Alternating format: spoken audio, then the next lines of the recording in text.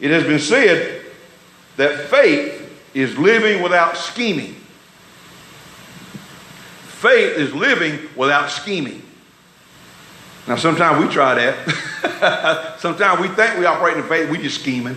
That's what Abram began to do. Here in this chapter here we just read, he began to scheme. He left off trusting God. He began to scheme and to develop some sort of plan, some sort of scheme, mainly to preserve his own life. He was walking by sight, not by faith. And it cost him his testimony. And almost cost him his wife. Now I want you to notice, he's in Egypt now, right? Abram had neither a tent nor an altar in Egypt. That phrase, going down to Egypt, that's Bible language for getting out of the will of God. You've heard it said before. Many preachers have been said it for a number of years now. It's easy to get people out of Egypt. It's getting Egypt out of people. That's the problem. We can get people out of Egypt. We just can't get Egypt out of them. Or out of us. So he had gone down to Egypt. And when in Egypt, no tent or no altar. No citizenship either place. He feared the Egyptians would kill him. We read in that passage. So he lied concerning his relationship with Sarah. We talked about that a while ago. Because of the lie, Pharaoh took Sarah to his palace. He gave favors to Abram. And to protect Sarah, God in his wisdom, in his omniscience, he chosen Sarai for a special role, of course. God intervened and he inflicted serious diseases on the Pharaoh of Egypt and got his attention. And it was through that experience that Abram and Sarai learned the seriousness of deception and the power of God to intervene to ensure. God wanted to ensure his purposes and his plans.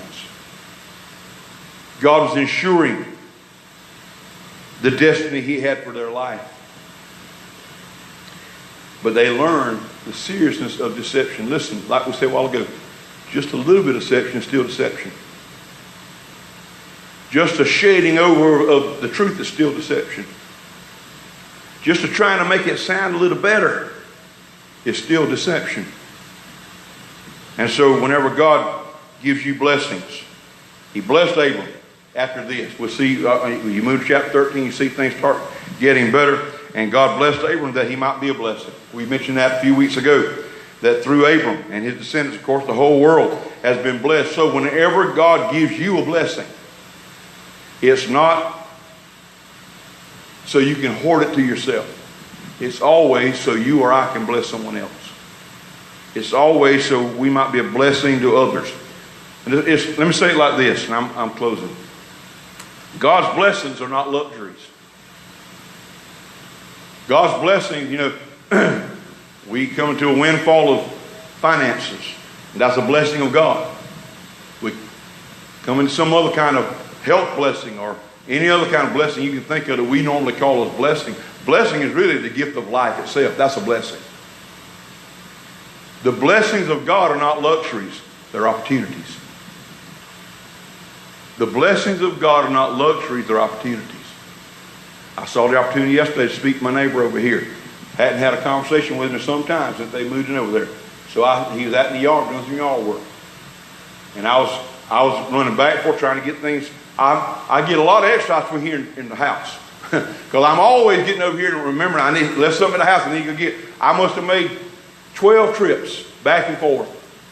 I drove my car over here because I had it loaded down with guitars and equipment and stuff like that. So I drove it over here. But after this little thing I needed, batteries, and I needed junk drives, I needed something. All these little things I kept coming up with and needing, instead of getting the car and drive, just walk back and forth to the house, get exercise like that, and walk back and forth. But that was an opportunity. When I was walking to the house, he was on the front porch and I deviated and struck up a conversation with him. Intentionally. There's an opportunity and blessings from God. The blessing of life itself is an opportunity. God blesses us to bless others. Stand with us.